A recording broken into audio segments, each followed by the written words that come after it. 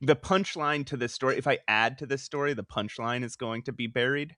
But Okay. I'm gonna tell you anyway. So I was playing a game that we'll be talking about on an upcoming episode. Maybe we'll talk about it on this. I'll probably On the talk about it a little bit, just FYI. Yeah, okay. Episode when we start recording. We're recording now, Matt. Whenever we start recording. Okay, well. That game that we're going to talk about, I was playing that, Okay. and I kept hearing this I don't know what to categorize it as. Can you please demonstrate it? It's just like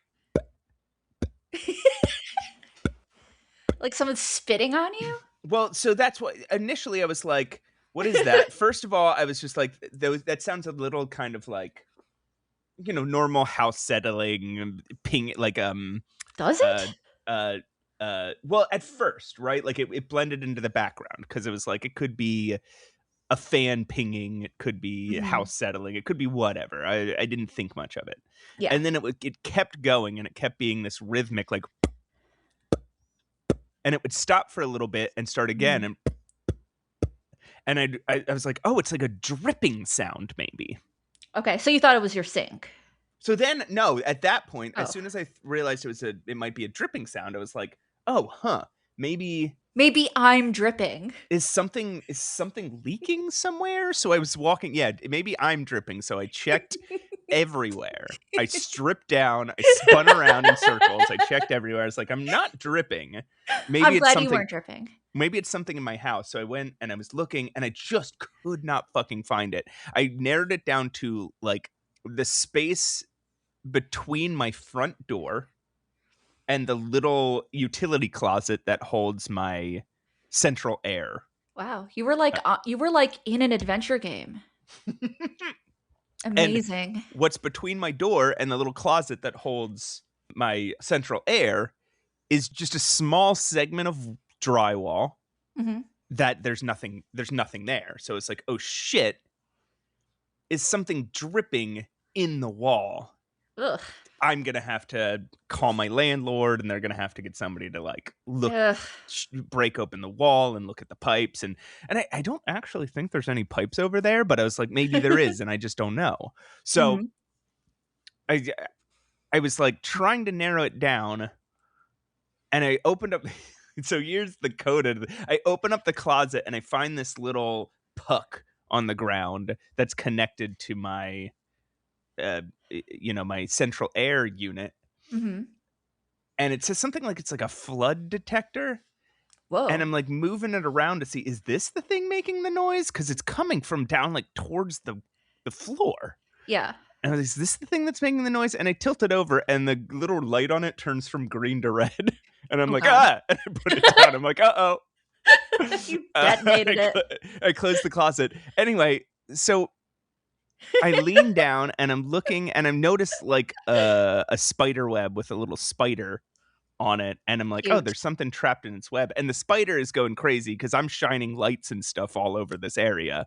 So the spider web is like, what the fuck is going on? Nobody bothers me back here. Why is somebody all of a sudden all up in my shit? But he keeps going to this thing. It keeps going to this thing. Let's call it a she. She keeps going to this thing she has trapped in her web. And so I start looking closer at it, and I'm like, oh, she must have just caught that. She seems surprised that it's here. Yeah. And it's making this weird jerking motion. And actually, at this point, I should say, the has turned more to like a little bit more of a clicking noise now that I'm closer to it. Yeah. So that's got me even more curious. I'm looking close, and Roses, it has a very rhythmic jerking motion, this bug that's caught in the web. So it's a cricket? No, it's making a very rhythmic jerking motion where it's like bending its body in half at an interval of like bend, bend, bend, bend. So I'm looking at this bend, bend, bend, and I'm listening for the sound that's going.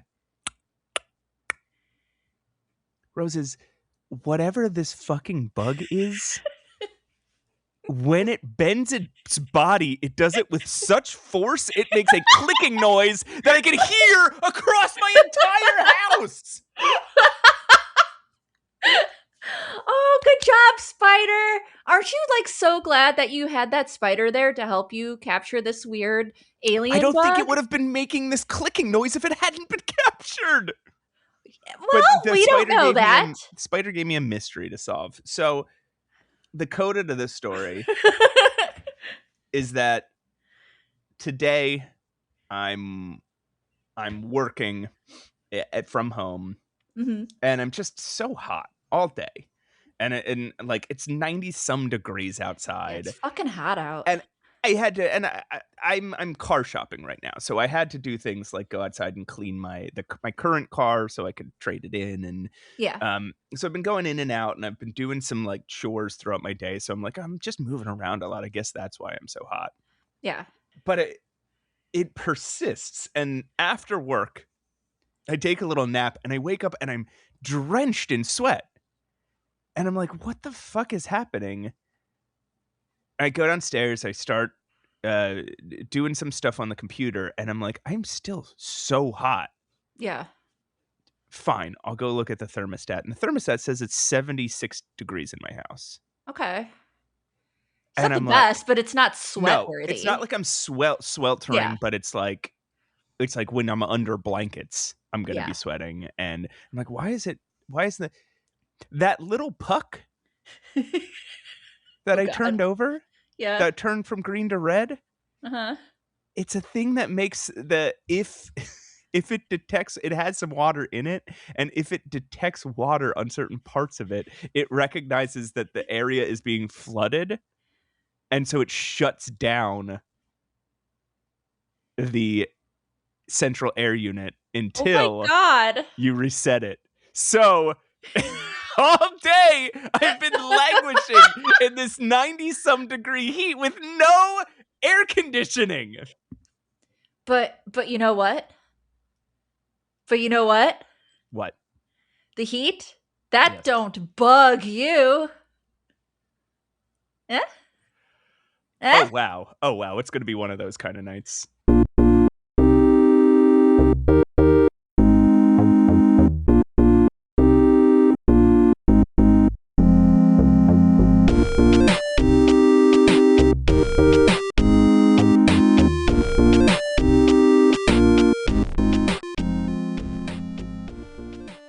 Hi, everybody.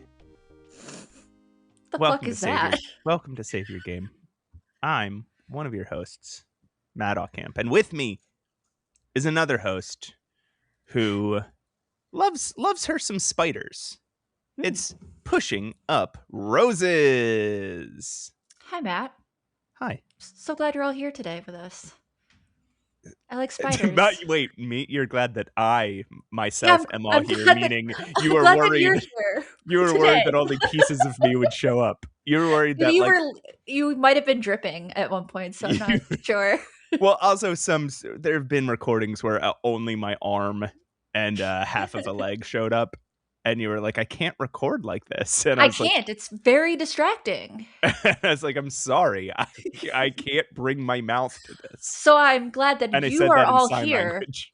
I'm glad that you personally are all here with us tonight. Thank you. For this very special episode of Save Your Game. What's so special about it? There is. Do you do lyrics in your head for our theme song? No. Me neither. Yes, you do. Yeah, no. Why would you ask that if you don't? Sometimes I do, but they're not consistent. And often, if I'm making up lyrics to a song, it's just like profanity. Great. It's just like penis and butts, boobs and balls and butts. Great. No, mine is way more annoying than that. Mine is just like burr, burr, burr, like in my head. That's what I'm doing. I'm making little noises. Onomatopoetic noises. Super, super insufferable. So I just stay quiet. Well, I stay quiet too, because you don't need to hear me singing about genitalia while the song. I'd rather not. But unless you really feel like you need to share. It's in my heart, and I've got to let it out. This penis in a butt is in my heart. and it's got to come out. That's what my doctor said. That's why sometimes you're not all here with us. Sometimes you're missing limbs and organs. Yeah, because they're busy. Whatever. Pushing Broses. Mm-hmm. How are you? What have you been enjoying lately? Not life. Oh.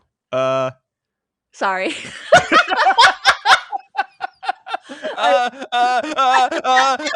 Hey, what's your favorite video game? Oh, I'm so glad you asked. Actually, it's Grim Bandit. No, let's not open that floodgate. No, sorry. Relatable content. I'm kind of sad. Yeah, I'm sorry.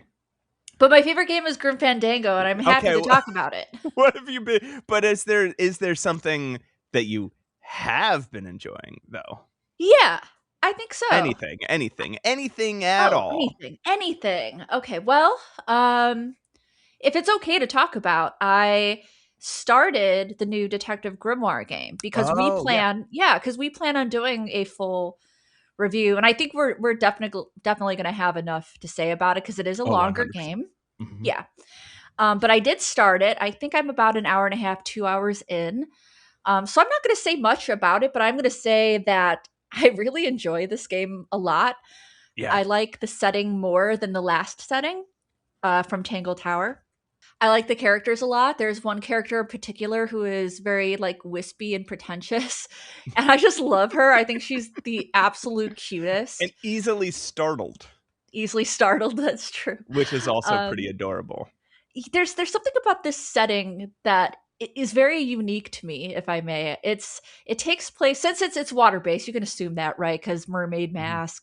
This actually takes place on a submarine.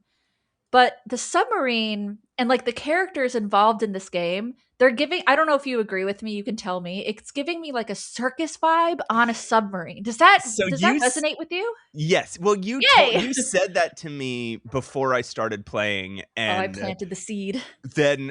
But I don't know that I would have clocked it by myself, but now that I had that as a reference, like that really helped color this game. I mean, I think I would have enjoyed this cast of characters anyway, but seeing them as like a circus really, really helped me frame them. They're really, yeah. I mean, I'm also playing this game, obviously, and man, these characters are really interesting. Mm-hmm. Do you feel overwhelmed at the beginning of a Detective Grimoire game? Yes, I do, and I have a reason why. Do you feel overwhelmed? Yeah, I want to hear yours though first. So I think the reason I get a little overwhelmed is because I don't remember how it was in the first game, but in this game and in Tangle Tower, they give you a map with like a lot of unlocked rooms, and they show you this map. And as soon as I see every unlocked room, I get a little like, I don't know where to start. I'm not really sure what I'm doing. I'm following a little bit of a guided way, not a playthrough. I'm not following a playthrough, but I'm like slightly guided by what the characters are saying. Okay. But yeah, there are a lot of characters, and I mean, to me, there's a lot of characters and there's a lot of rooms, and that kind of overwhelms me a little bit.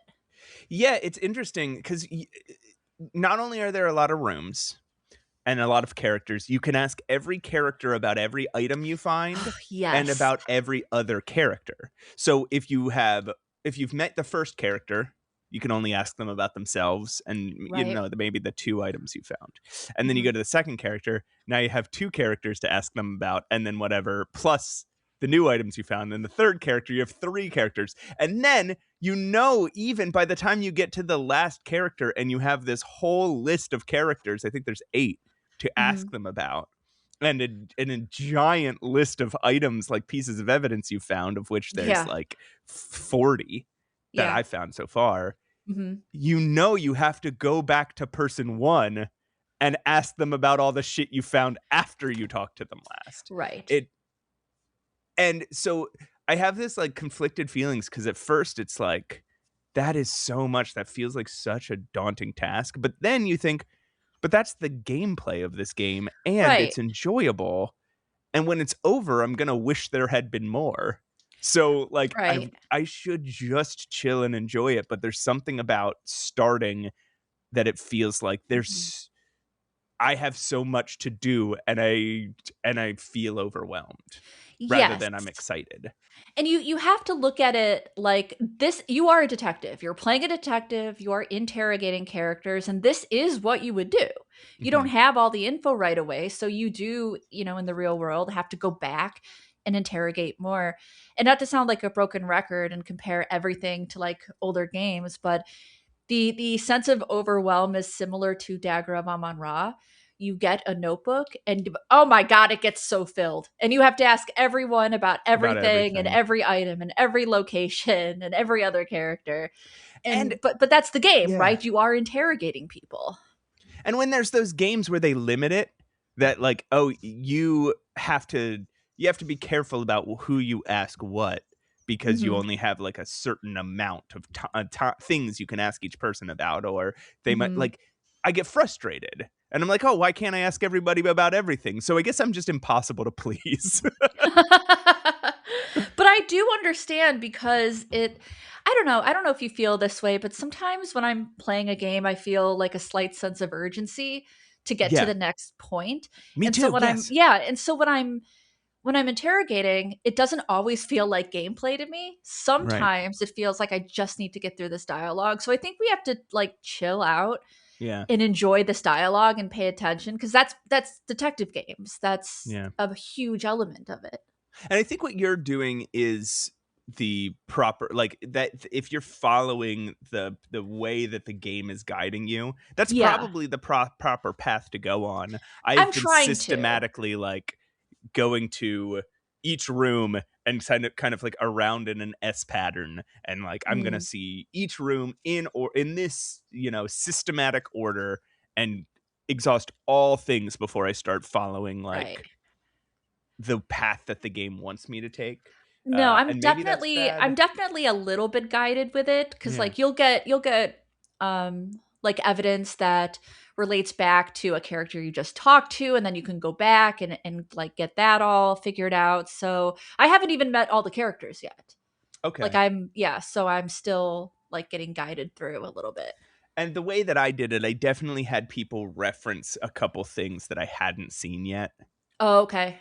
when they were talking about an object, and And you might have if they were like, you like yeah, yeah, yeah. exactly. And then Yeah. somebody's like, not this. I'm making up a fake example, but um, oh, that flashlight looks a lot like that lantern that he has on his desk. Mhm. And then I'm like, oh shit, now I know I should have seen that. I should have. My character is responding as if he's seen that lantern already, Mhm. and he hasn't. There's not a lot of that, and it's not in a huge like. There's not been anything that's had a huge effect on my enjoyment or even on like the continuity of the game. But I Mhm. have been like, oh, maybe I should have followed a. But anyway, regardless, I'm really really enjoying it It's so so far, good. Oh my hmm gosh. and I think I it's keep only going to get reflecting better. back to the not the Flash game, but the first like Steam game for Detective Grimoire. Yeah. And it was if it's not that it was like overtly different, but it felt smaller. It felt smaller, it felt a little more like juvenile. And it was fine. I enjoyed it. I remember hmm enjoying that first game. And then Tangle Tower came out, and that was way more detailed. And this is kind of along the same lines. It's just very detailed. It's really good quality. The voice This acting is great. voice acting is amazing. Yeah, The voice acting in so each good. game has been amazing, but the acting in this is particularly amazing, and so is the animation. The Yeah, it's animation great. when you're talking to the characters is really, really good. I feel like I've already put a lot of the pieces together, but Mhm. the mystery is interesting.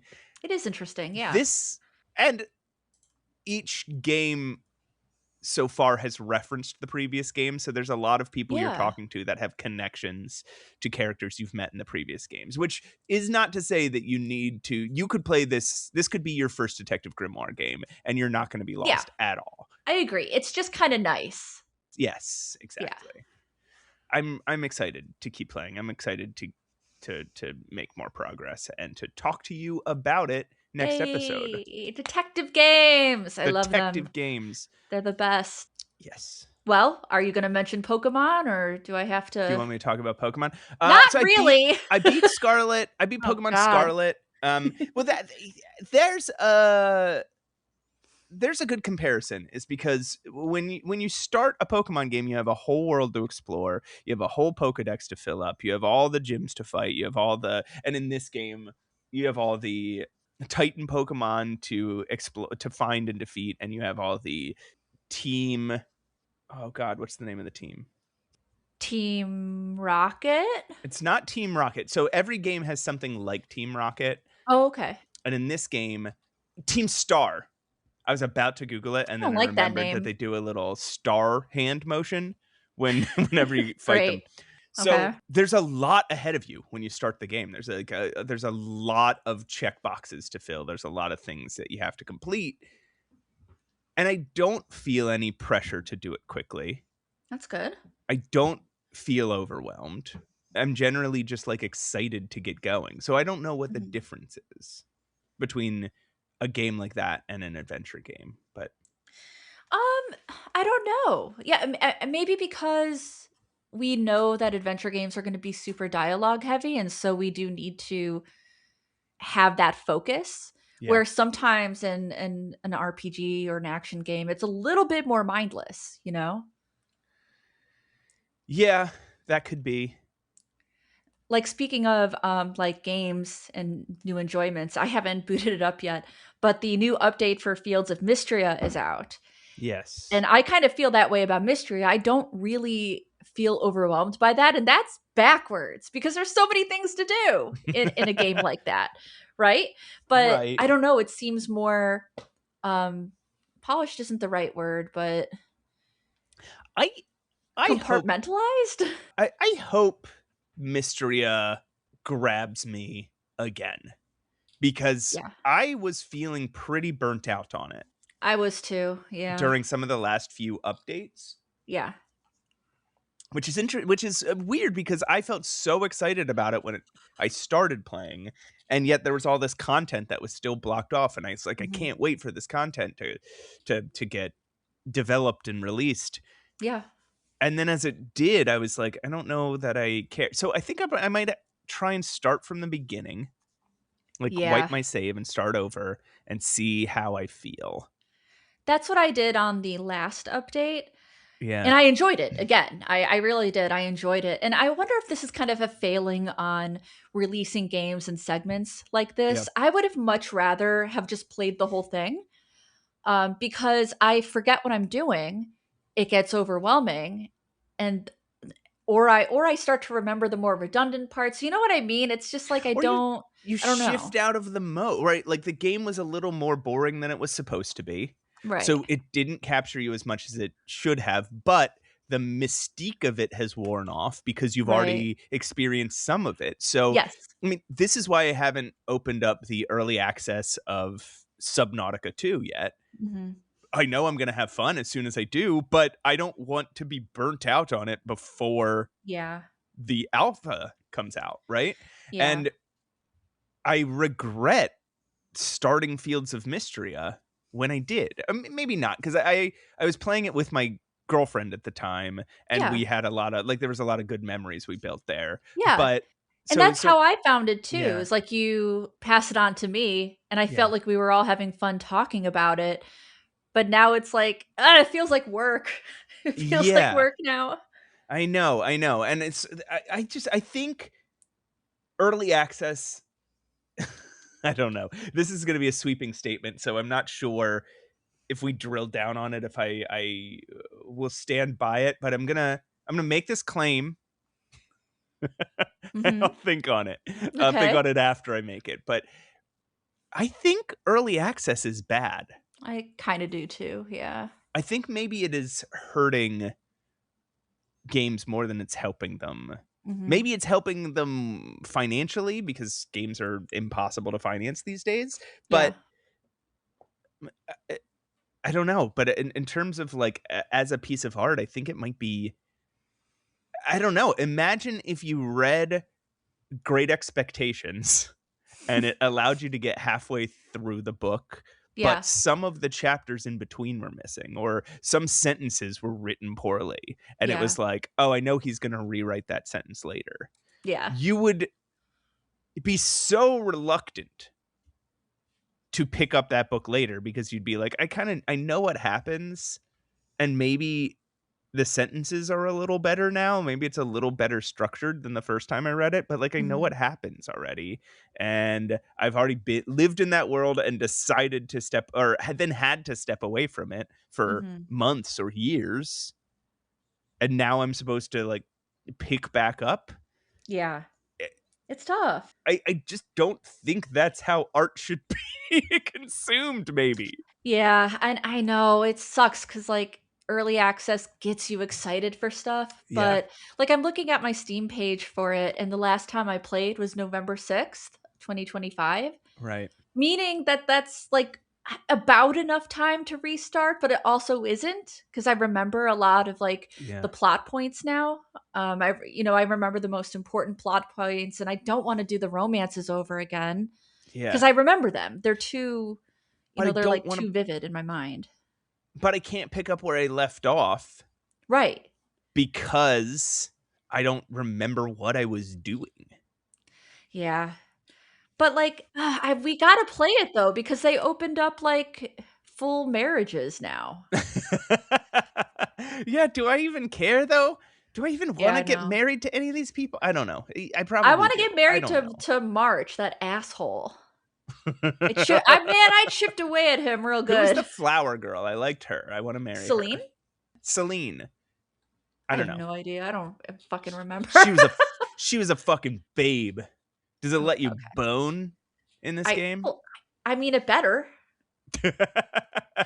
I don't know, and I also feel a little different about demos. And I've been thinking about this too because Yeah. the new Rainbow Billy demo is out, and I Okay. really liked the first Rainbow Billy. The first Rainbow Billy was Rainbow Billy and the Curse of the Leviathan. It was like a Super Mario RPG style RPG Mhm. where there was like it was almost like a card game aspect to how you fight. You had friends that you would make along the way and they would join your team and they would come up randomly. You would have 3 different lanes as Mhm. Billy, and you would fill those lanes with the guys you wanted to attack, and the enemy would be attacking one or multiple lanes per turn. But the enemies would have weaknesses that had symbols on them, Mhm.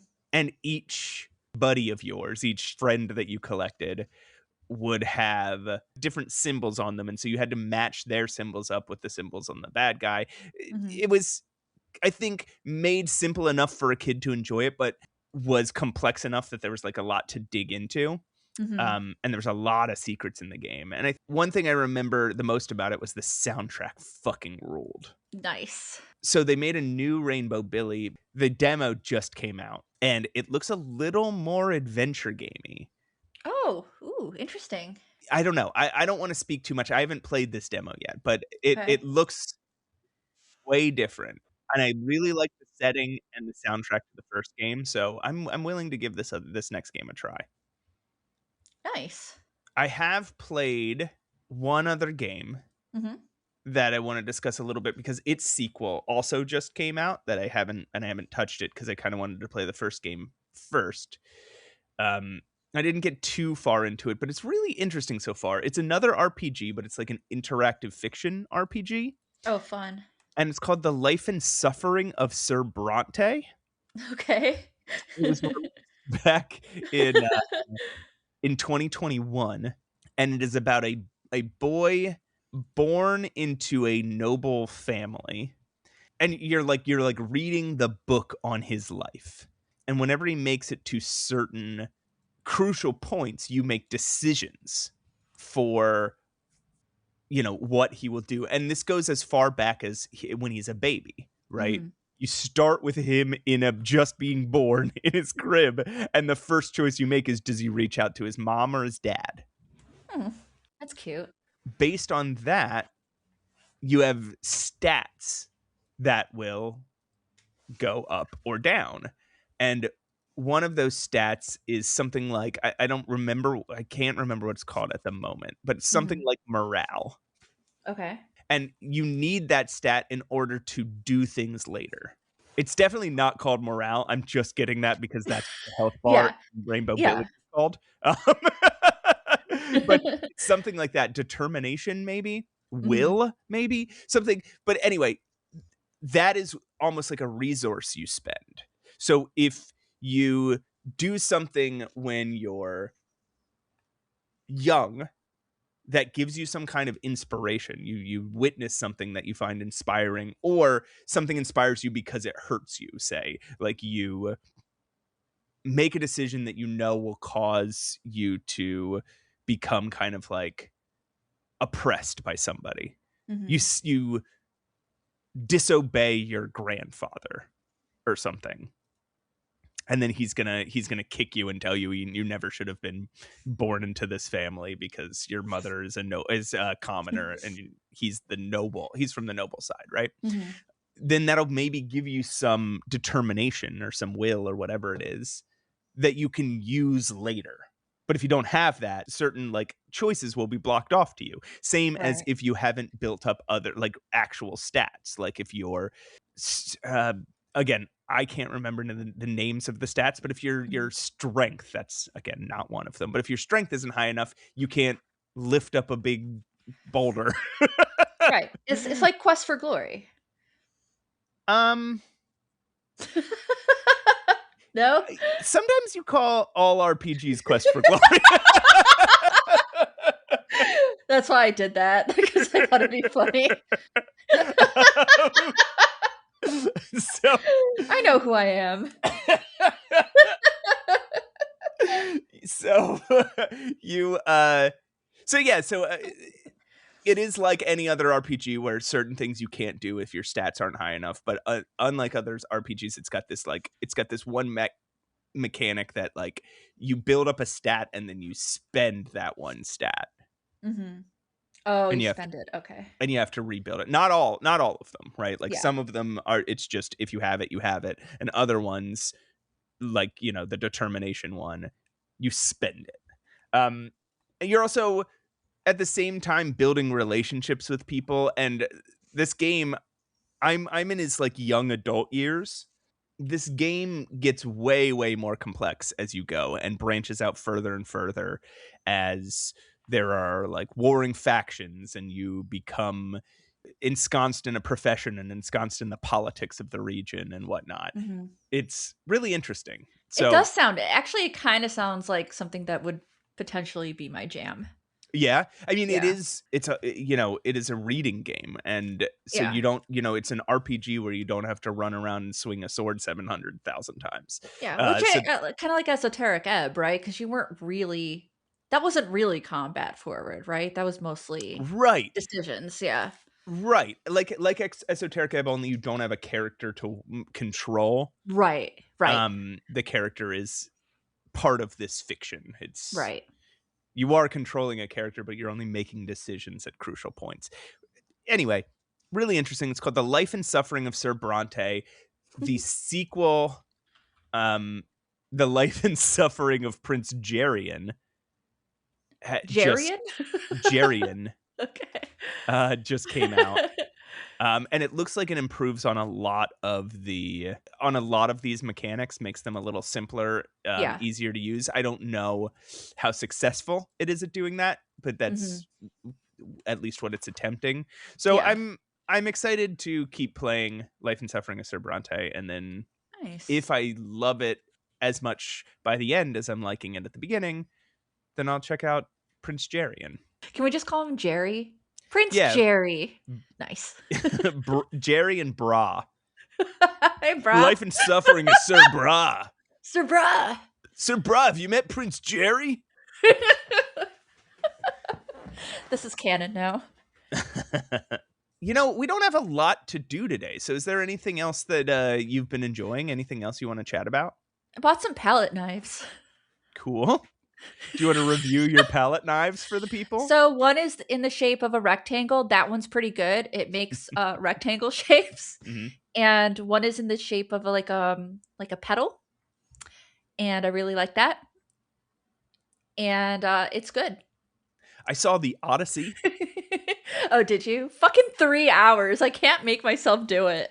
It does not feel like 3 hours. It Really? man, it trucks. And That's good. I would highly suggest, I don't say this very often about movies because I don't ever get to the movie theater. Yeah. But I would highly suggest seeing this in a movie theater. It Nice. is a larger than life story, and I don't know how it's going to feel on a smaller screen. But if you know the story of the Odyssey, it's fascinating. And if you don't, it's a great place to start. Cool. I'm glad you liked it. I mean, the performance, everybody's performance. Well, I'll say most people's performances are fucking brilliant. Yeah. Tom Holland feels a little out of place, but not so much that it diminished my enjoyment of the movie or anything. Yeah. I'm not a movie reviewer. All I can say is I liked it. I am. Good. I'll watch it and I'll review it. Okay. I'll give you I'll only review it to you though, so nobody else will get to hear it. Oh, good. Write a 10-page video essay for you. I've been watching a fucking ton of movies. I went back to back. I saw the Spider-Man movie. Oh, nice. Day. How did you like it? It was a very flawed, very fun movie.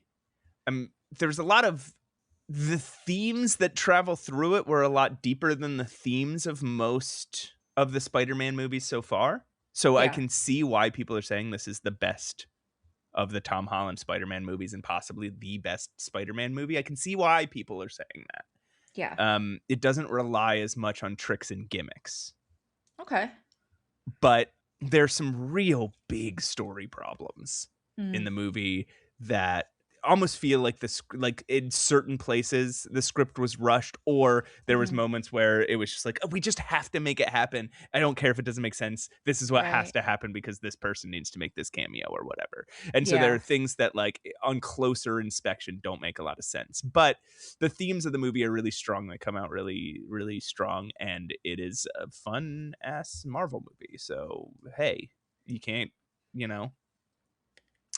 not all Marvel movies are great anymore. Hashtag not all Marvel movies. Hashtag not all Marvel movies. But this one. But this one Hashtag is. But this one. Hashtag but this one. Wonderful. Yeah, not all Marvel. Yeah, no, a lot of Marvel movies have gotten kind of samey and bad. Sure. And I think this one feels a little bit more like a filmmaker who has something to say. That's fair. On top of wanting to make a fun little that's Marvel fair. movie. So what are we doing today? This. We're just chatting. No, what? I guess we hadn't had a big conversation about what we were doing. We were kind of just like, let's just kind of do a little bit of a variety of stuff. We'll talk about some games we're playing. Do some stuff. We'll do some stuff. So I think what we'll do next, and probably for the rest of the episode, unless we want to read a few emails. We haven't answered emails in a really long time. Why don't we do that first? Why don't we answer a couple emails and then we'll go into a ranking segment. All right, music incoming.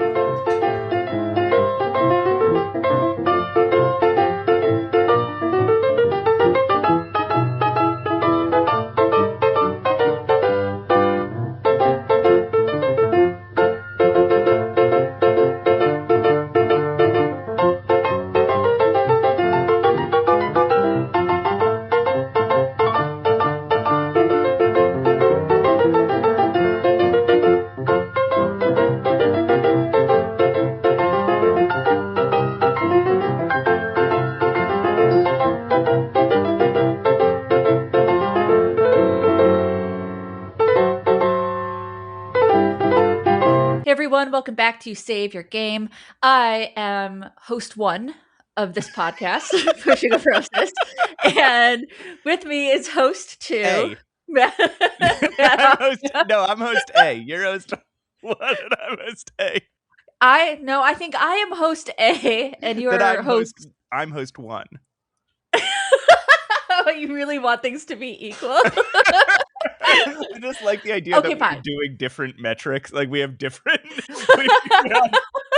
different ranking systems. I will be host 1. You can be host A. I want to be host alpha.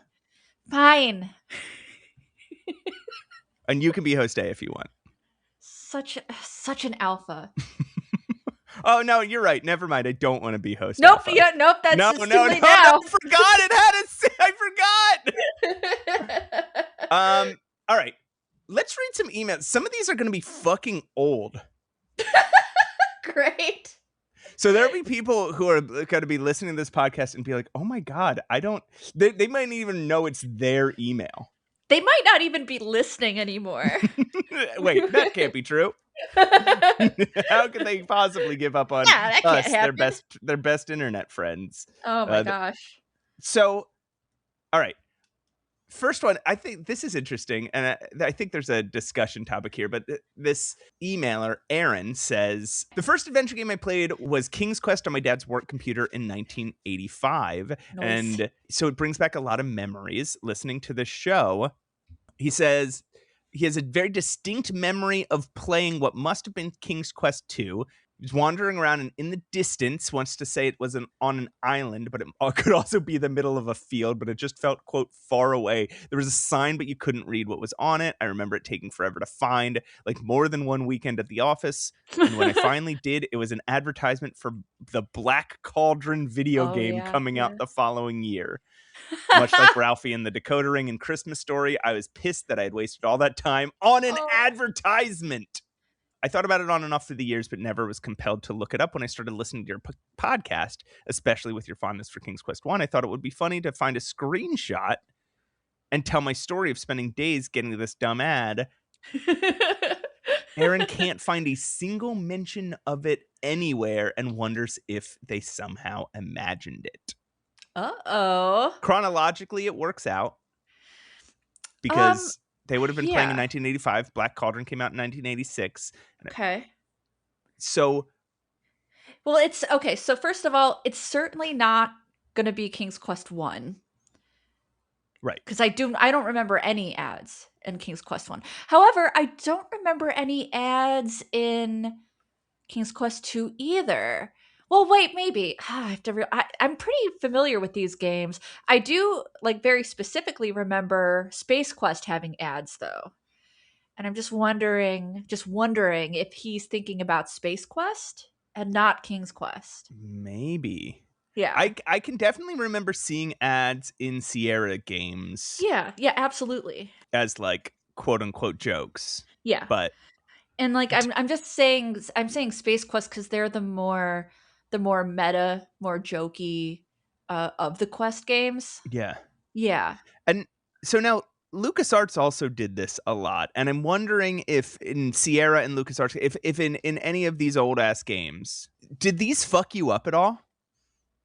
Where you didn't quite realize it was just an advertisement and you were like, is there something here? Is there a clue here? Yeah, when I was younger, I didn't know what that even was. Right. I had to ask an adult, and they don't fucking know. I'm literally the only person in my family who cared about computer games. So they're just I don't know. So yeah, it did when I was younger. Mm-hmm. And now it just kind of irritates me, I guess, a little bit. Because I don't like meta stuff at all. I had trouble believing that the Ask Me About Loom guy was only an advertisement. I had so much trouble believing that, and I was like, no, there's gotta be something else with this guy, and there wasn't. And then later in Curse of Monkey Island, there's Ask Me About Grim Fandango. Again, same thing, where I was and Grim Fandango wasn't out yet. Right, yeah, it wasn't out yet, so it was an ad. And so I was confused. I was very confused by it. No, it is. It is confusing I think for the younger players, which a lot of them were, especially LucasArts. It did kind of mess me up. What is this? So that email was from October 2024. Thanks, Aaron. Do you want to grab one? Do you want to grab one of these really old ones? Yes. So this question comes from Joseph from Ohio. Hi, Joe. Hey, Joe. Are there any hidden gems worth playing from the dark age of adventure games, aka the 2000s? And we'll discuss personally what we think the dark age is. What do you think are the games that got us out of the dark age and started the current resurgence? I have a couple thoughts. Would you like to give your thoughts? You know, when we're talking about hidden gems, Yeah, from the Dark Ages, Jazz and Faust is number one. It's my got number one God. bullet. It's all the way up there. Jazz and Faust. You got to find first. You got to play as Jazz, then you play as Faust. You play the exact same game, but you're two different guys. I still haven't played it. Damn it! I thought you had forgotten about those. Damn it! No, I love Jazz. Still thinking about them. I still haven't played it, but I love it so much. But okay, that's not. Those are not hidden gems, Matt. They're hidden gems. It's a perfect game. And what was the other one? Dark something. Yeah. I don't fucking remember. Dark History. I don't remember. Dark Empire. Dark Empire. Dark Reign. Dark. Not worth playing. Coolman. It's not an answer. Was it Dark Coolman? No. I think it was Dark Coolman. I think that's the game you're writing, actually. Dark Coolman. Dark Coolman. when Jeff Coolman falls down into sewer grate. Down a sewer grate into a dark, dank sewer. And he gets beat up by everybody in the world. Why are they down there? Then it changes his sunny demeanor forever and turns him from Cool Man into Dark Cool Man. Wow. We should be hired. I love these sunglasses. It's Batman. He's Dark Cool Man. You can't rip off Batman. I love to surf and skateboard. Well, Joseph from Ohio, I hope that this answered your question. Check out my spray paint. And the slingshot in my back pocket. Are you starting to be less like a cool man and more like a rascally boy? I'm going to draw him. The Dark Earth. Dark Earth. That's it. Yes, that's it. Anyway, so those are the two. I don't know. Do you have any? I don't know if the thing is, I don't know if they're hidden gems, but I suppose when I think about the early 2000s, I think about the Trilby games being really great. I think about Siberia, the Siberia games being really good. Well, I would go as far to say that Gray Matter by Jane Jensen is a hidden gem. I thought that was a pretty good game. Yeah. Yeah, I know you like that game. So I think you Samarost was released during that time, the first Amanita game. I know that a lot of people loved the Microids games, Siberia and whatnot. I didn't love them. Yeah, I know. I don't love them either, but I do think that they stand out in a time where everything was kind of not great. I also loved The Longest Journey when I first played it. I have trouble going back to it now. Yeah. And again, is that a hidden gem? Because that's a very well-known, well-liked game. But the hidden gems, I think, are all the AGS games. Like, you bring up the Trilby games, and I think that's where the hidden gems are during the Dark Ages. So from, 2001 to 2010 or whatever. The games that you have to look for are, what the developers of today were doing on the Adventure Game Studio forums. Yeah. And so the Trilby games is one. I think Enclosure is a hidden gem. Okay. Yeah. Remember, we talked about Enclosure, and I think at some point we might have... Do you remember that game? Do you remember me telling you about that game? Yeah, I remember you telling me it. Honestly, you should play it, Matt. Okay. I do think it's a hidden gem because it's way lesser known than some of the other AGS games. But you're so right. You're so on point. Yeah. The hidden gems are the AGS games from the 2000s. The Ben Jordan games? Yeah. Go play those. Those are Yeah, agreed. Those are awesome. The game Apprentice was really good. God, I wish I could remember. Sometime we'll have to do we've talked about this since day one of this podcast, but someday we will do an episode where we talk about some of these old Yeah, AGS games. But for sure. So stay tuned. Yeah. We have a second part of that question of what do we What think the brought out? games are that got us out of the dark age? What are the proponents of the current resurgence? God, that's such a It's a good complicated question. question because It is. there's so many tendrils of it. I think adventure games returned through a lot of different venues. Yeah, I do too. I think one of those venues is through the sort of American discovery of Mm, the visual novel, and that sure. happened through like Phoenix Wright. And Sure, without yeah. Phoenix Wright, you wouldn't end up with things like Danganronpa and these other games that were huge that are adventure games, right? Yeah. The other thing that happened that pulled us out of the dark ages was Telltale. Yeah. Yeah, I would agree with that. A So different kind of adventure game, but definitely Mhm. bringing us back into the genre. But because people were, getting The Walking Dead and stuff like that, that made Mhm. them more open to games like Firewatch. Sure, sure. And I think even predating Firewatch, and probably people are gonna like disagree and yell at me. I think when the Broken Age Kickstarter came Hmm. out from Double Fine, I think that really did put us on a better track because there was, whether you like Broken Age or not, I don't think that matters. I think that started more conversation about adventure games being dead. I even remember the advertisements and videos they were doing for Broken Age, and they were joking that adventure games are not dead. So I really do think Broken Right. Age, Double Fine, and then Ron Gilbert was working on like The Cave at the time. Uh, Again, I whether you don't like know the that the games or cave not, was, yeah, I don't maybe know that not. the cave was like, but Telltale led to Life is Strange. Yeah, that's true. And I think Life is Strange was a big proponent too.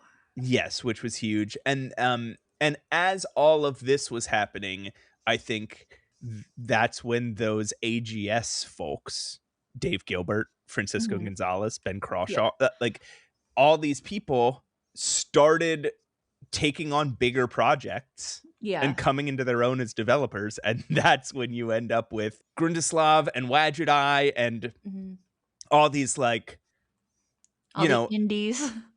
yeah, because at the same time, outside of adventure games, the indie video game renaissance was kicking off, right? Yeah, yeah. You had Braid and World of Goo and Mhm. all these games that were becoming super popular, and then Hollow Knight came out in 2017 and Shovel Knight came out in, oh wow, way back in 2014. Holy cow. Wow. But both of those games found new life when the Nintendo Switch came out, and everybody suddenly had a handheld console that could Yeah. play like full on games. Yeah. Hades is another example of this. And then people started looking for indie games Yeah. and funding indie games. And that's how you ended up with the indie game renaissance that we're in now, and Yeah. that opened up the door for people to find funding and audiences for Steam coming into existence, Yeah, to find absolutely. funding and audiences for their passion projects. And so adventure game fans were very able to become adventure game developers. And Mhm. yeah, so it is a really complicated story that brings us to where we are today. Yeah. I don't know, maybe there's like a YouTuber that like started like reviewing adventure games back Jacksepticeye. but I what? Okay. Did you mean Dave the Diamond Minecart? Yeah, Dave the Diamond Minecart. That's definitely what I was talking about. Yeah. Yeah. Yeah, that guy rules. I don't know. Yeah, anyway, moving on. My kid watched both of those guys when he was young. All right. So we've got, this is from Citizen of Xanth. Wow. Way back in August 2025. So Okay. 1 full year ago. They ask, do you snack when you play games? And what are the best / your favorite snack to have during a gaming session? I don't think we've answered this email, but have we discussed this? I feel like we've Yes. discussed this once I before. feel like we have answered this. And I don't know if my answer is going to be the same answer or not. All right. Yeah, let's go. Maybe it's not. I don't know. But Okay. listen here. I don't snack when I game. I eat my dinner when I Jesus game. Christ. Oh, okay. What did you think I was gonna say? It sounded like you were winding up to something really pretentious. Like insane. I don't snack when I don't game. snack when I have game. snack time and I have game time. And what am I going to sully my game time by dividing my attention with a snack? Definitely not. Not this girl. So. Not this girl. Not this gaming girly. No, I bring my full-on dinner to my desk. I do too. Yep. Like I just try. I don't know. I'm not a big snacker. I guess I don't even really have a lot of snack food like in my house. So, but I do get hungry while I'm gaming, and I don't want to like leave the game. So I just get dinner and just bring it to my desk and just eat it. I destroy snack food when it's That's so true. I can't have a lot of snack food in my house. Oh, I know. Listen, we've hung out and your eating habits are a sus and mildly concerning. Yeah, I can't buy salty snack foods. At least not very salty snack foods, because I will hurt my own mouth. Like I will eat so much salty snack foods that like I'll get like ulcers on my tongue, or I'll like get like a dry spot on my at the corner of my lips or something, and it's like I have to heal from it. So I don't buy chips or anything anymore. But do you like smash them into your mouth? No, I'm just saying I eat if you eat a bag of chips, a full family-sized bag of chips in 2 days, you are going to hurt your fucking body. Your body cannot take that amount of salt and sodium sodium through your mouth, nor can it take that level of dehydration. Yeah. So, similar with sugar, I don't get like physical maladies from eating sugar, too much sugar, but I eat a lot of sugar. Like if I have sugar in the house, I'll eat it so fast and then I'll just start to feel like a little bleh. Yeah. Anyway, best thing to eat, the best way to eat snacks when you're gaming is with chopsticks. I've heard that. Yeah. And best thing to eat is something crunchy and puffy. So like not puffy as in air puffed, not puffy as in like like cheesy 3D poofs. Doritos, but like cheesy puffs. Yeah. Cheesy Excuse me, cheesy poofs. Thank aren't you. Aren't actually a thing. but cheese puffs and but the number one example of these is those pea pods. I love those those pea pod snacks. They're shaped like pea pods. They're made out of peas, and they are like they're good. Like the texture of a cheese puff. Yeah, they're so good. They're so good. They're so addicting. Yeah, I'm over here just like pounding down a full pizza since I don't snack. I just eat dinner. Yeah, I don't recommend it actually. Well, like I said, I often don't have snacks in my house because they just disappear so fast. Yeah. I have a great idea. But so I do the same thing. So yeah, I often just eat dinner at my computer. A lot of times when I'm playing adventure games, maybe I'll eat like a bowl of cereal. I love cereal. And the cereal that I tend to eat is like the store brand Raisin Bran granola. I like So it's like granola. it's Raisin Bran and it's like a Raisin Bran and it has granola in it, and it's just the giant brand. Do you want to hear my really good idea? Yeah. Listen, you come over, we boot up Mermaid Mask, and we eat a block of cheese. You're Wow, you're speechless. The idea was so good that you're actually speechless. Amazing. Is that a no on the cheese? Because just a I could go block, for a block of just a cheese. full block of cheese. All right. Do you have, maybe let's do one more. Do you have one more? Yeah, let's do one more. So, our last question for today is, do you have any standouts when it comes to interaction models in point and click games? Either really good, really bad, or really interesting. Do you have anything Yeah. that comes to mind? Yeah, a bunch of things come to mind immediately. First is, so they give some examples. They talk about how, like, generally in Grim Fandango, you can't combine items, but at one point in the game, you need to combine two items, and it's like towards Yes. the end of the game, so it's like a fucking tribulation to try and figure out just how, like, you're like, I know what I need to do. How do I do it?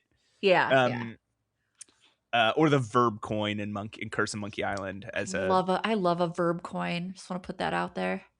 so, and how those can be very abstract, Mm-hmm.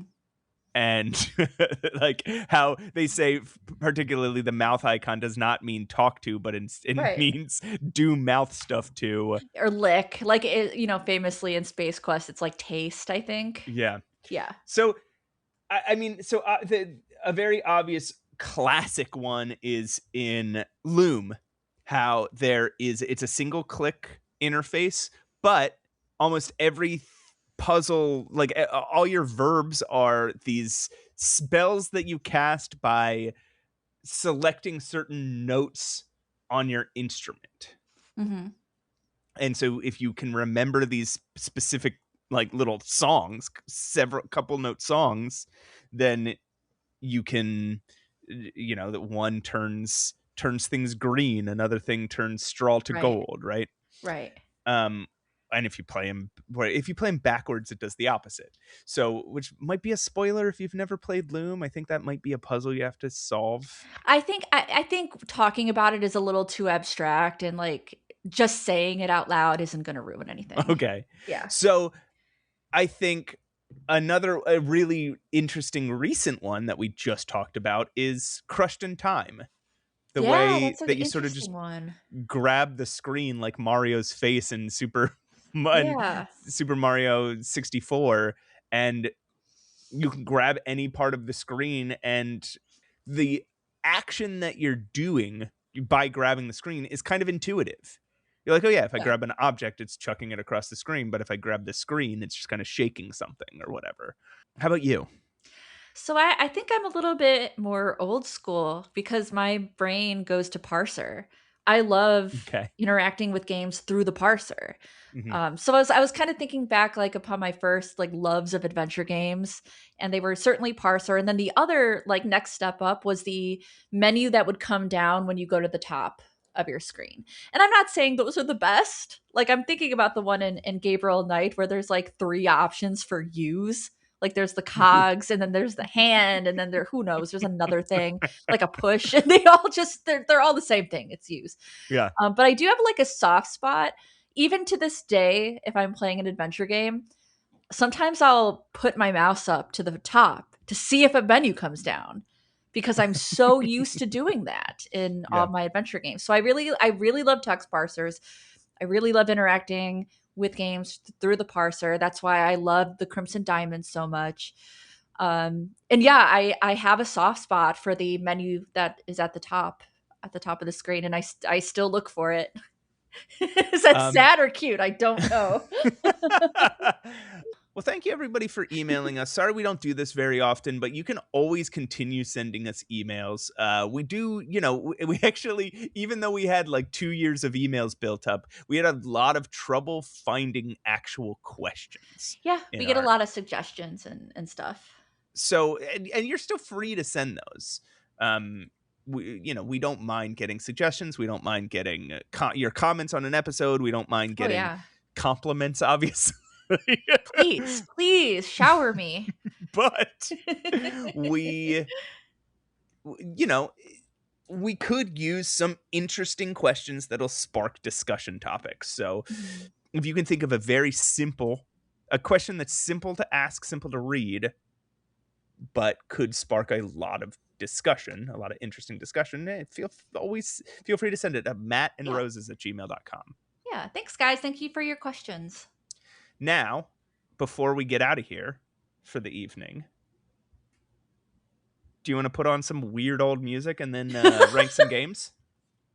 Yes. I was, Okay. oh man, I'm like so nostalgic that I'm like, you're definitely going to say Swanky Maximino, but you broke my heart by not saying it. Hey, All right. Spotify broke your heart, baby. Old timey music incoming.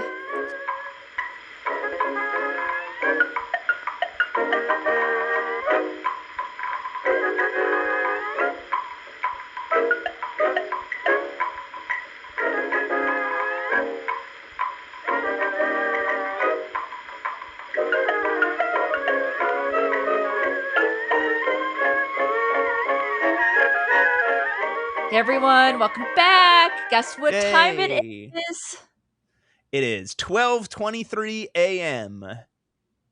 No, it's time to rank adventure games. Yay! We're doing a late night record, folks. I'm getting punchy.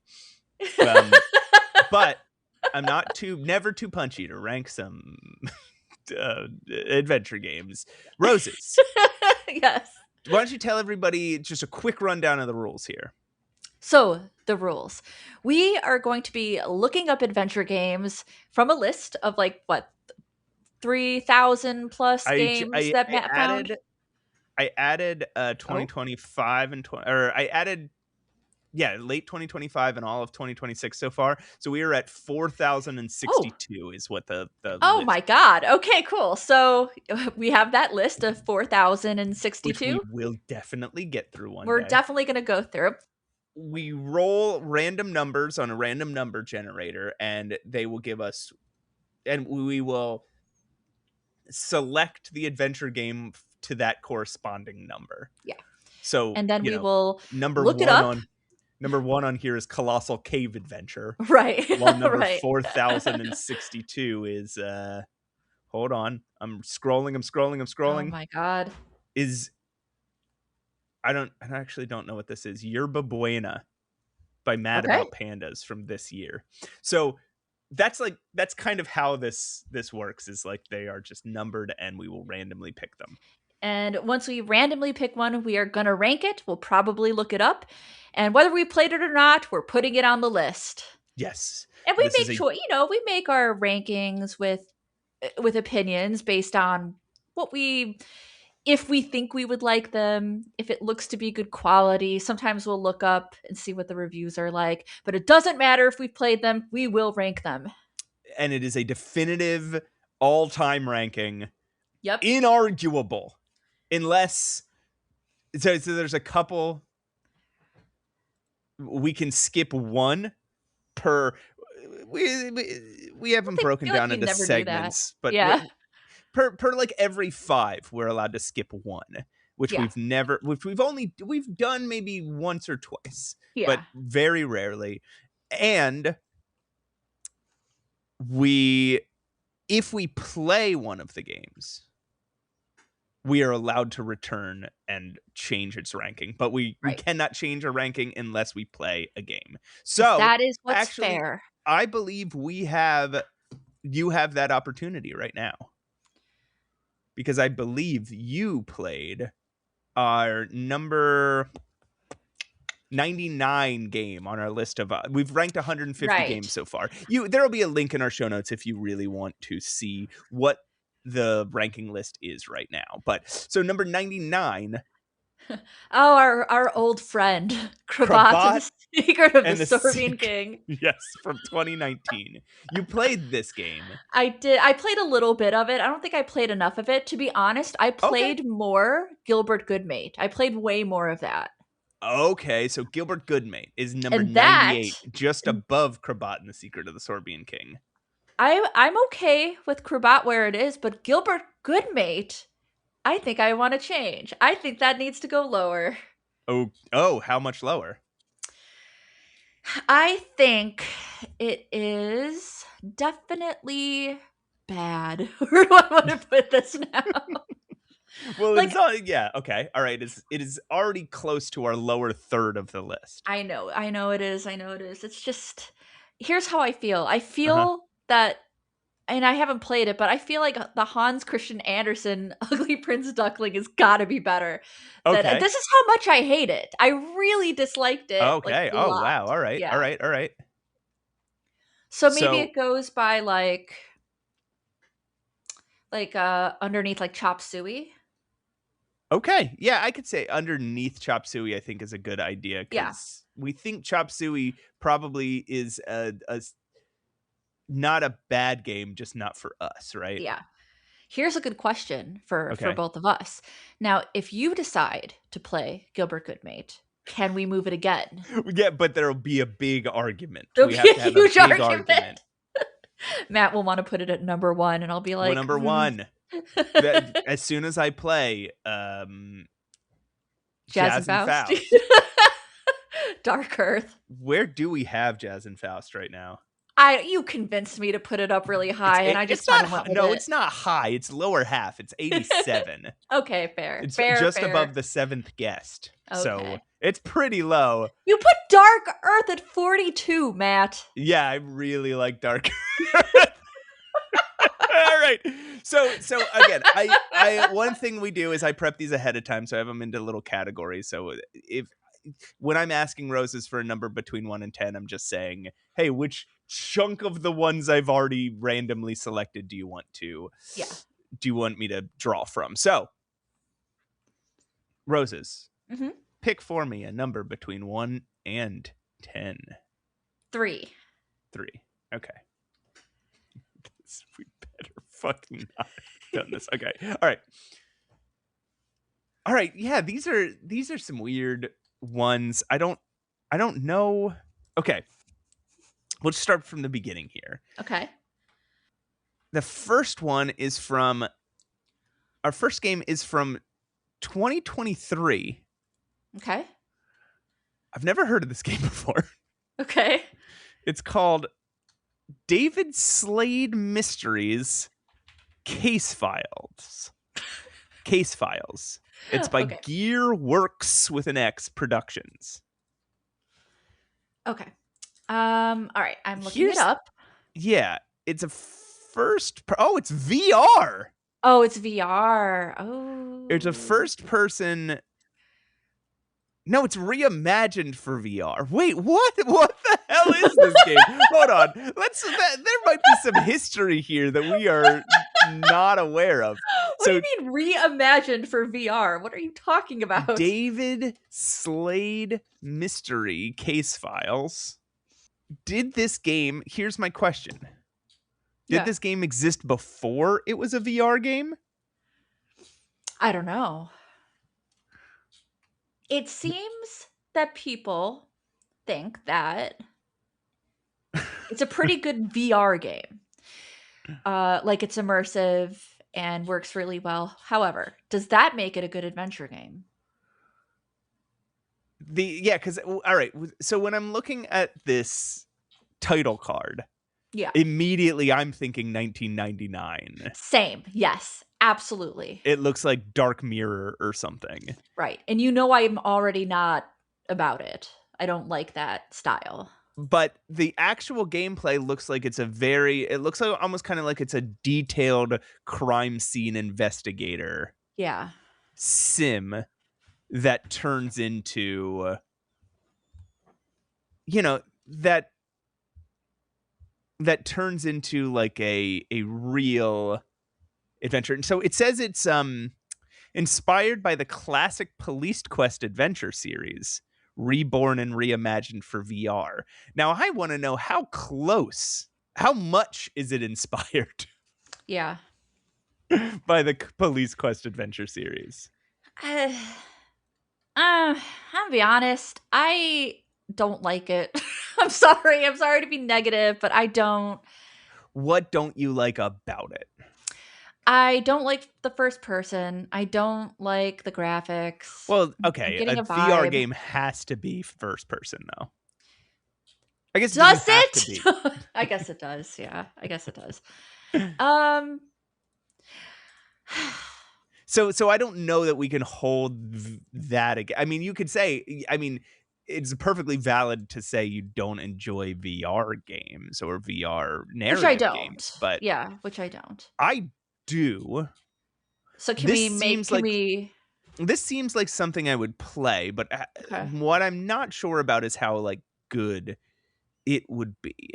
Yeah. I'm having trouble finding any like legitimate reviews of it Yeah. on the internet, like professional people, because it seems like, yeah, there's very technical forensic work, and then there's like shooting range. Mhm. It's doing a lot of different stuff. Yeah.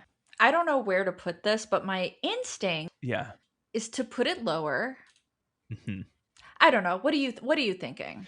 I'm having trouble with it. It appears like basically no one on Earth has ever played this game.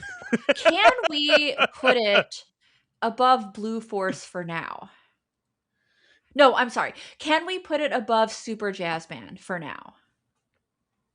Huh.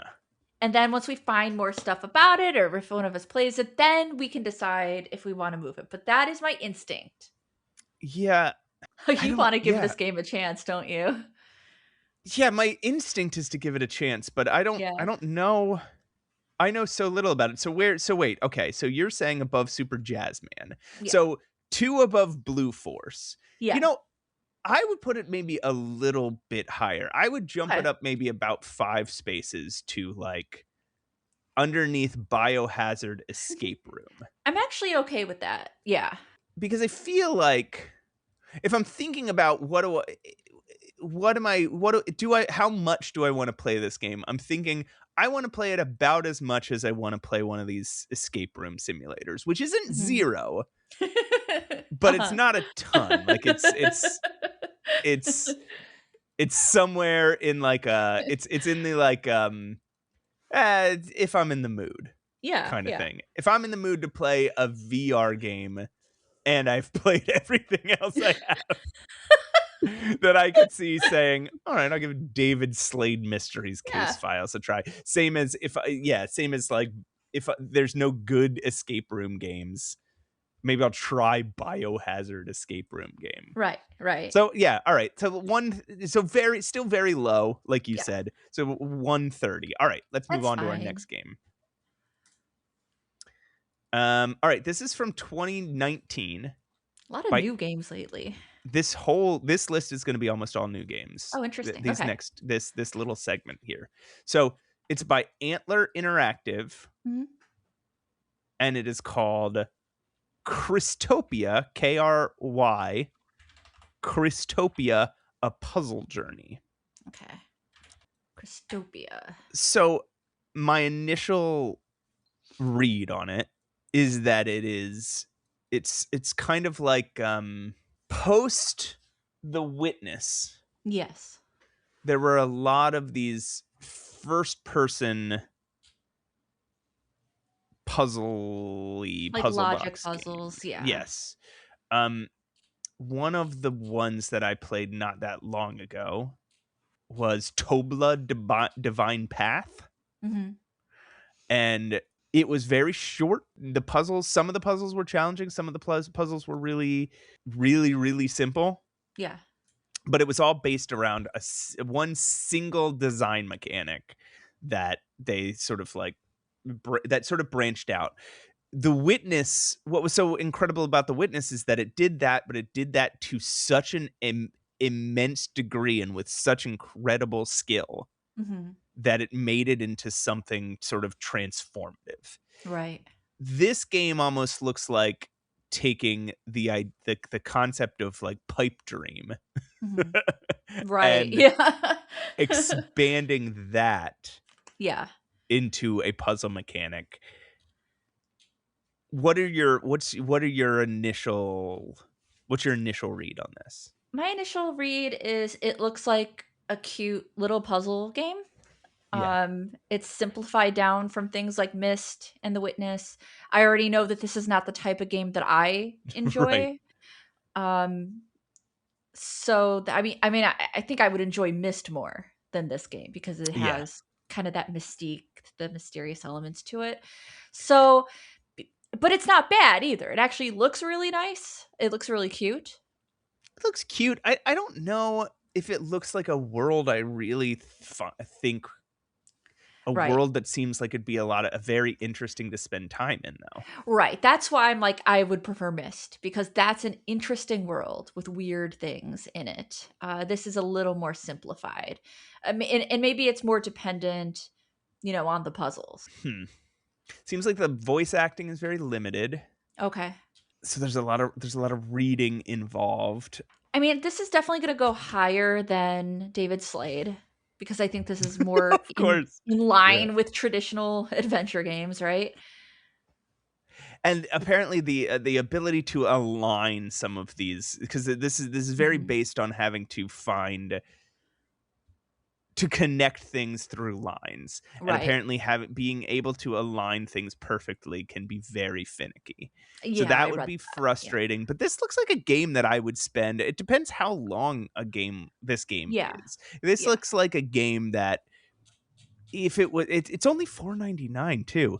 This looks Yeah. like a game that I would spend if it's like 2-3 hours long. I could see myself spending an afternoon in and Sure. really enjoying, but also it not being super memorable like Yeah. Tobla the Divine Path. Looks So like 4.5 hours is a good average to choose wow, from. Yeah.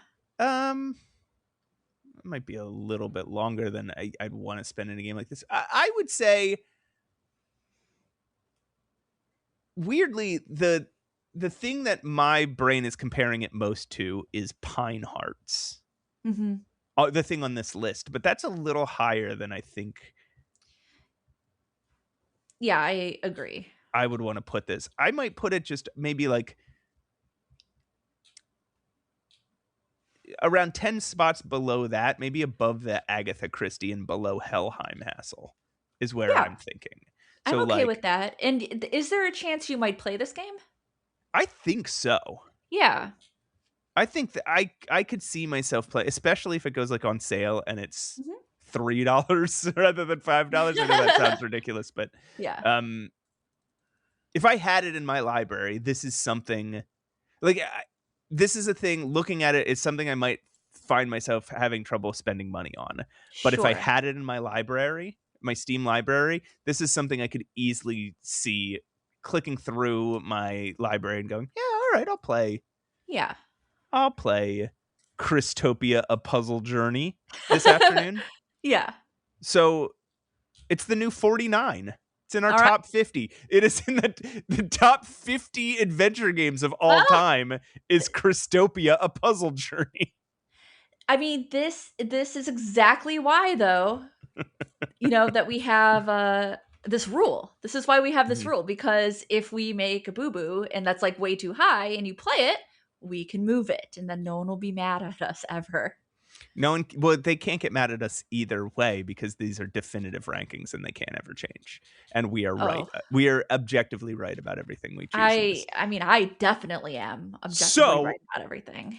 here's a fun one to throw on the list. It's only our second game I think that we've gotten from this particular company, and it's a company we both really like a lot. Okay.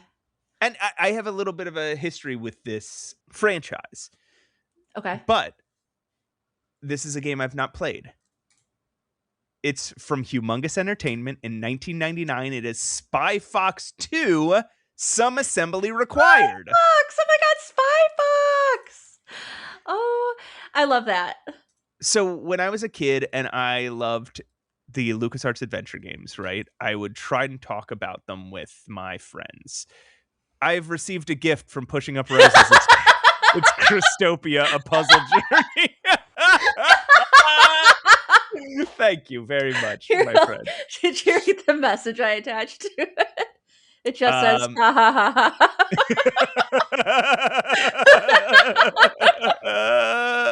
All right, well. Here. So Spy. Thank you. I will play it. So, all right. Oh boy. All right. Spy Fox 2, some assembly required. So okay, so yeah, when I was a kid and I played a lot of the LucasArts games, I wanted people to talk to about them with. Yeah. And I couldn't. Nobody knew what the fuck I was talking about, right? Yeah. Nobody I knew had played any games like this. I would try to explain the type of games, and people would sometimes, every now and then, somebody would be like, "Oh, like King's Quest," and I'd be like, "Well, no, but kind of, but no," because I was this LucasArts boy. So, but mostly people wouldn't have any idea. Yeah. But I did hear somebody tell me about this game called Spy Fox. And I was like, I've never heard of it. So probably not, because like my go-to answer was no. Yeah. No, not like that at all. So when somebody would tell me about one, it'd just be like, they're probably not going to know what I'm talking about. So I was like, so my instinct is no, probably not. But it sounds kind of similar. And then I was over at this friend's house one time, and it was probably 10 or 11, right? Mm-hmm. And we played Spy Fox, the first Spy Fox game. Mm-hmm. And I was like, oh my God, there's this whole other not LucasArts company making these games that I love. Yeah. Yep. I love these games. I had the pleasure of playing these games actually as an adult. I didn't know that these games. I was busy playing LucasArts. I wasn't playing these games. Just to be clear, I played most of them later as an adult. I played them. Great. I played them around the time that I played all the Sierra games, which was what, like 6-7 years ago. Now. Okay. I played these probably a little bit longer than that, or a little bit earlier than that, because I play them to review them. I have multiple Humongous Entertainment reviews on my channel. So I've played this game. I've played Spy Fox 1 and 2. I've played multiple of the Pajama Sams. I played multiple of the Freddy Fish. And I'm a putt-putt girl. Let me tell you, that's the best one. Yeah, I played all the putt-putts. Putt-putt goes to the moon? Come on. I played Spy Fox 1. I played the Pajama Sams until they started to get bad. Sure. And we have a Pajama Sam on here. Do we have 2 Pajama Sams? We have Pajama Sam 2 for sure. Thunder and lightning aren't so frightening. And I'm going to say that, like most of the Humongous Entertainment games, this is a very good game. It's a good adventure game. It's good quality. It's fun. But it's definitely not better than Pajama Sam. So Pajama Sam is a charming character, while Spy Fox can get a little grating. Right. Yeah, I agree. There's just something a little less memorable about Spy Fox versus Pajama Sam and Putt Putt, right? So, and I remember each Putt Putt and Pajama Sam adventure individually. Sure. Yeah. Where, granted, I only played the one Spy Fox, so maybe I would have Spy Fox 2 also, but I don't remember a lot about. I don't remember. I don't remember a lot about the story of Spy Fox 1. I guess is where I'm coming from with that. Yeah, I don't remember any. Okay, like, so hardly anything. So not as high as Pajama Sam 2. Right. If we were so all I can say is if we were ranking Spy Fox 1 on here. I think I would be putting it down below My Brother Rabbit, down in the 20s. Oh, that's where I am. Amazing. Okay, all right. Yeah. So this is Spy Fox 2, which I've never played. So that's my guiding light here is I would put Spy Fox 1 maybe between My Brother Rabbit and Dreamfall Chapters. I would put it below Dreamfall Chapters. That's my... This one or Spy Fox 1? Spy Fox 2. Okay. Below Dreamfall. The one that we're actually ranking. Okay. Yes, the one that we're ranking. Would you put it above Twilight Oracle? Yes. Oh, okay. Wait, above Twilight. Yeah. So you would put Spy Fox 2, Some Assembly Required, as our new number 22. Yeah. Okay. They are It's that good, guys. They're good adventure games. 28 spots above Krystopia, a puzzle journey, which is now bumped down to number 50. And somehow, wait, this has got to be wrong. Somehow 21 spots above the Dark Earth. I kind of think Dark Earth should be higher, but we can't fix it we'll until do you that play it. later. Yeah, We'll we'll do do that. that later. We'll talk about that later. Listen, you got so excited that I couldn't argue with you about Dark Earth. And I'm just wondering why Jazz and Faust is still all the way down That at was number that was all 89. you, man. All right. So this next game from 2020 by a company called Super Sexy Software. Oh, that's my company. You found me. We're not off to a great start, to be honest. Oh. Uh-oh. Okay. It is called The Shattering. Okay. It's published by Deck 13. Shattering. Just the Shattering. Yeah. Deck 13 is pretty inconsistent, okay. I would say. They published Crosscode, but they also published Onk. Oh, okay.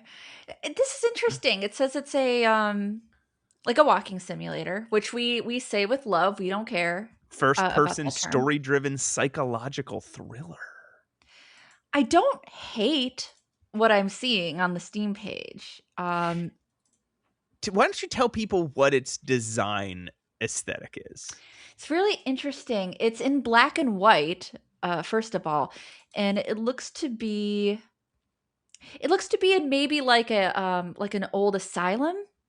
That's kind of it might be a mansion, but I think they're going for like an asylum because in one of there's like cells in one of these screenshots, and I have a feeling either it's takes place in different locations or it's like I think there's a surrealist thing going on here. I think it's like I'm in my house, but as I walked through the door, it was the hospital that I was a patient at a long time ago.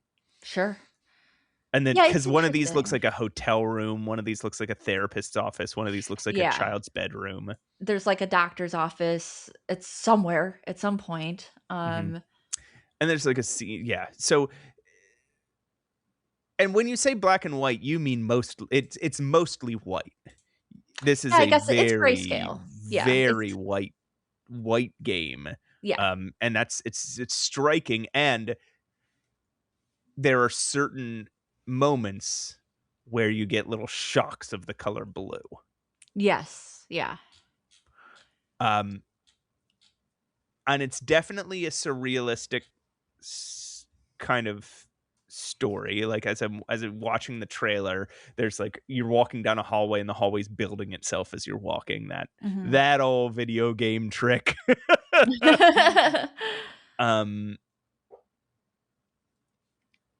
So not that this is the end all be all, but it's very positive on Steam.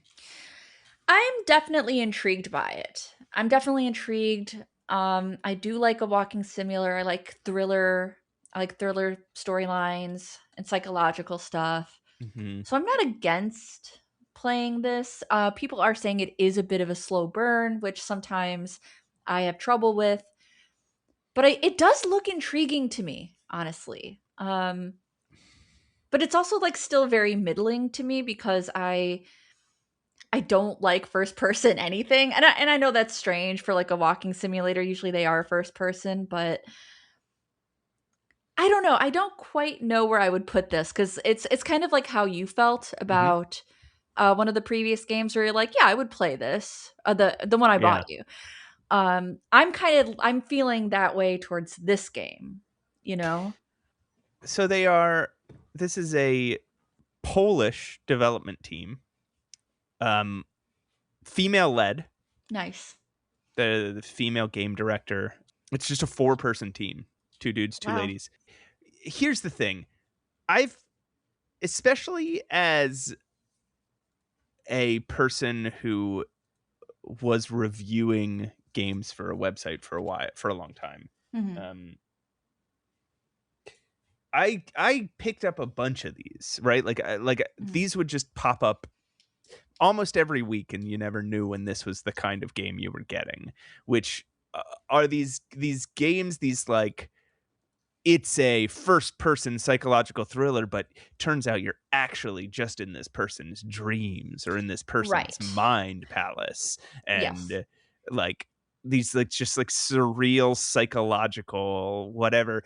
And they get really tiring. It gets I really tiring know. playing these I games. kind of like that shit though. It's kind of like the reason I liked Sanitarium so much. But if it's a slow burn and if it also gets frustrating and redundant, that obviously is not great. Yeah. Well, But like I do want to give it a chance though cuz it looks so interesting. well, where then do you think you would put it? Hmm. This is tough because we put the seventh gust as 91 at 91 because we're absolute menaces that don't like that game. That game sucks. It's not great. That game's so terrible. Why do anyway? Love it because it was an innovative game and nostalgia. Let's be honest. There's a lot of nostalgia around Seventh Gust. So I'm Around one of the thinking worst at games ever. okay, jeez. I am around the 99 mark, Okay. missing since January. You always have to say it like that. Missing since Since January. Yeah, January. I think this is our mediocre block, That's our mediocre block. Yep. because that's Do you where remember when the mediocre block used to be like 30s and 40s and now it's 99? I know, and It's when it used crazy. to be 5 games and now it is like 30 games Yeah, in our mediocre. insane. I don't disagree. Yeah. I'm not against that. I think Yay. the Shattering as our new our new number 99. Nice. Okay, I'm into it. Yeah, let's do it. All right, let's do one We got more. one more, and then we got to get out of here because We I gotta get am out of here. hungry. I gotta go to bed. Yeah, you stayed up Shopping way for a late. car in the damn morning. I'll let you guys know how it goes. Yeah, All right, please keep us updated. this is another 2020 game. Wow. I know. That hold on. I have to see if it even exists, because this happens sometimes in the It list does happen, yeah. where this doesn't. Okay, it's from, you can help me this time. It's by a developer called Moonlit. Okay. It's called Pocket Dreadfuls. Pocket Dreadfuls? Yeah. Sounds made up. All I'm finding are plushies. That are called plushie dreadfuls that are pocket size. I'm not finding anything. I'm finding like penny dreadfuls. Yes, that's a type of book that was popular in the 1800s. Well then, And this is clearly supposed to be but I don't there's nothing though. okay. Oh my god. Did you find it? Pocket Dreadfuls was announced around. I'm sorry that I'm reading the AI summary at the top of Google. I mean, if that's all we got, yeah. you know? But Pocket Dreadfuls was announced around 2018 to 2020 by Deveki Studios as their plan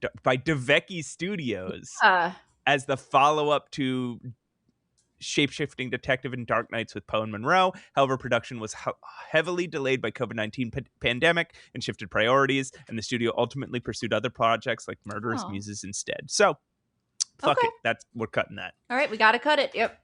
All right.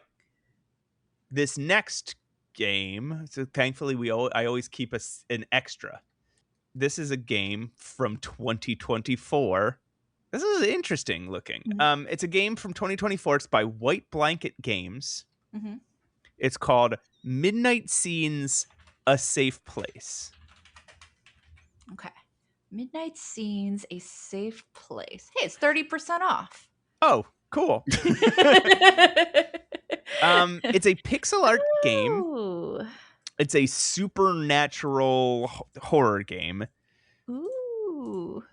It cuts between like very cutesy AGS style pixel art that looks almost side scrolly, and these more detailed kind of scary looking realistic It's close-ups and portraits and yeah, stuff. I think maybe on a lesser way, Hobbs Barrow. Mm-hmm. There's like close-ups of characters like faces, or I don't know if you've played this game, Matt, but it's kind of giving me the Dark Half vibes, which was an adventure game adapted from Stephen King's book, The Dark Half. Terrible fucking game. Don't play it. Do not play it. Horrible game. Okay. It's for those who have played it, it's giving me that vibe, but obviously this is way more polished and better looking. Honestly, this is my jam. So this is from a series. Oh my gosh, this is the same people who did The Supper. I'm gonna look up. I loved The Supper. Well, there you go. It's a game you can get for free on Steam, and it's a short horror game, and it's just That's cool. Silly little horror point and click. But yeah, they've done a bunch of these. Nice. Why do we not know about these people? I don't know, because this is my jam. And especially I played one of their fucking games. Yeah, this is I'm like I have such a type. I feel like I'm being like giving favoritism to a certain type of game, but yeah, it is. There's a lot. Yeah, they've done. Okay, so not only is Midnight Scenes a series, they've done a bunch of other games. They did a game called Unwelcome. Mm-hmm. They did a game called The Librarian. They just do these pixel art horror games. Yeah. Midnight Scenes Among Graves, that came out in 2026, March 17. So I'm into these. Yeah, I am too. They look short. Yeah. In fact, yeah, it says here that Midnight Scenes, A Safe Place, is between 60 and 90 minutes long. Yeah, that's what and I'm fine with that. I'm absolutely fine with a short horror game. In fact, I prefer it. Who's the so okay? It says the developer is, I think, one person who worked on Thimbleweed Park called Octavi Navarro. Okay, cool. I think this is a shame on us situation. I think this is a person that we should know. This is a person who we already it is a little does not reflect well on our expertise. It does not. That we don't know Octavi already. So where do we okay, this game is short and it's like a little bite-sized thing. So that's going to, a 60-minute game is not going to make it to the top 10. No. But it's got to be above. But it's well above the average, the mediocre block, because this looks. I mean, it's above Dark Earth, which we put at 41. This does look exceptional. So right now on my screen, I am around. I'm around Astro. I can never pronounce this Astrologaster. Astrologaster, and like Pine Hearts and Wavetail, Midnight Girl, and for some reason Dark Earth. I'm in that chunk there. Dark Earth should be higher. Yeah. So yeah, I could see it being around Pine Hearts. You know what? I would probably put it above Chinatown Detective Agency at least. I could see it going higher. Sure. But I would put it above Chinatown because there's a similar sort of. I'm having similar sort of emotions to it. Yeah. As I had to looking at Chinatown Detective Agency, but there have been some complaints about Chinatown Detective Agency where I don't see any complaints about Midnight Scenes. Sure. Do you think it goes higher than that? Do you think it goes all the way up towards Clam Man? Not yet, but I might give these a go. Would you put it above Goblin's Quest? No, I'm not going to put it above Goblins. Would you put it above Lure of the Temptress? No. Would you put it above Orion Burger? I wouldn't. Honestly, I wouldn't.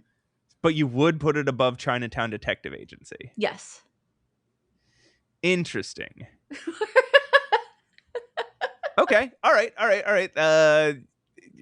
I will see, because here's the thing. Oh boy. I feel like we are becoming a little comfortable with this idea of, we can always just play it and then change its ranking. And then we don't. But there's a good chance we're not going to play most of these games. But these games look great, and we can play a ton of them for like spooky month. Come on. As you're saying, this is different. I got this distinct image in my head of you grabbing me by my lapels and yelling that in my face. No, Matt, this is different. You gotta trust me. When have I ever been wrong? When have I ever been wrong one time? Your hair's all frizzled. Your eyes are bloodshot. Losing my mind. All right. Yeah, let's put it here. Let's put it at 39 midnight scenes. But you know what that does? That kicks Krystopia: A Puzzle Journey out of the top 50. Oh, no. Well, the good news is you own it, and if you want to play it and change it, you can change it. Hold on. Where's honestly, so I'm so stoked about Chzos and Faust. Okay. Because you have a working, you can play. Yeah, one of our listeners actually sent me a working copy of Chzos and Faust. Amazing. Yeah. Amazing. So no matter how stoked I am about Chzos and Faust, every time I try to think of the name of it to make a joke about it, I can't. I keep thinking of the movie Hobbs and Shaw, and then I can't get back. Then once I've thought of Hobbs and Shaw, I can't get back to Chzos and Faust. So there's so many times that I pause, and I'm like, and it's because I'm like, I want to make a joke about Chzos and Faust, but what was it called again? Hobbs and Shaw. No, it's not Hobbs and Shaw. It's not fucking Hobbs and Shaw. No, it's not Hobbs and Shaw. Fuck. Tango and Cash. Rizzoli and Isles. All right. I think that's enough show. Okay. That's enough podcast. We quit.